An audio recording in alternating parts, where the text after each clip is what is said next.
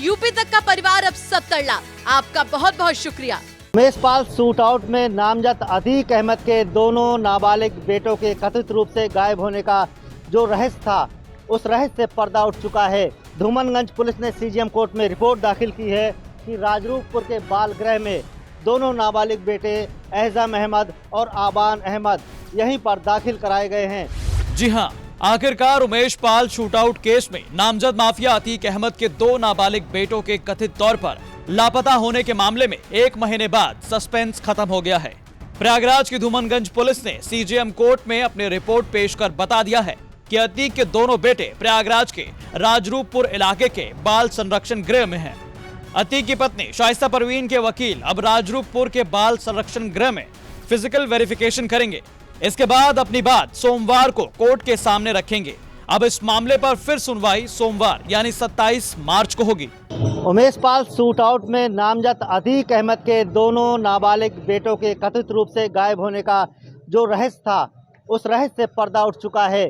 Dhoomanganj police ने CGM court में report दाखिल की है कि राजरूपपुर के बाल गृह में दोनों नाबालिग बेटे एहजाम अहमद और आबान अहमद यहीं पर दाखिल कराए गए हैं।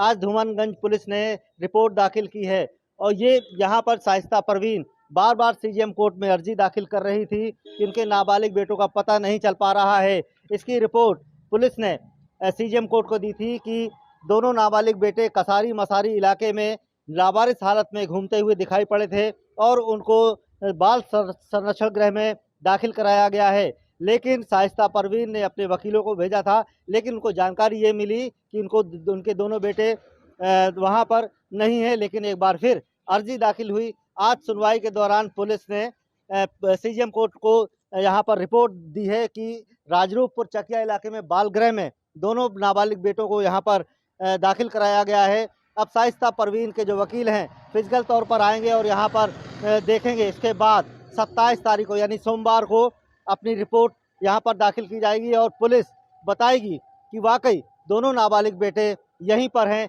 या और कहीं उन्होंने उस दोनों बच्चों को यहाँ दाखिल कराया है। लेकिन उस रहस्य से पर्दा उठ चुका है। पुलिस ने आज रिपोर्ट में ये बताया है कि राजरूपपुर इलाके में इसी बाल गृह में दोनों नाबालिग बच्चों को एहजाम और आबान को इसी बाल गृह में दाखिल करा दिया गया है।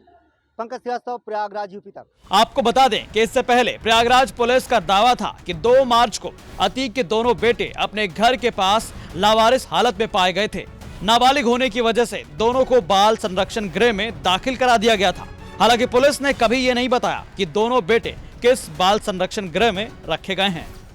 सीजीएम कोर्ट ने इस बारे में कई बार प्रयागराज पुलिस से रिपोर्ट मांगी थी, लेकिन एक बार भी साफ तौर पर जानकारी नहीं देने की वजह से सीजीएम कोर्ट ने अब थाना प्रभारी को व्यक्तिगत रूप से तलब किया था। अतीक की पत्नी शाइस्ता परवीन का दावा था कि उमेश पाल शूटआउट केस के 3 घंटे बाद पुलिस ने उनके घर से उनके 2 नाबालिग बेटों को हिरासत में लिया था। उसके बाद से उनका कोई पता नहीं चल रहा था। अब इस रहस्य से पर्दा उठ गया है। हालांकि अब अतीक अहमद की पत्नी शाइस्ता परवीन भी फरार है। प्रयागराज से पंकज श्रीवास्तव की रिपोर्ट, यूपी तक।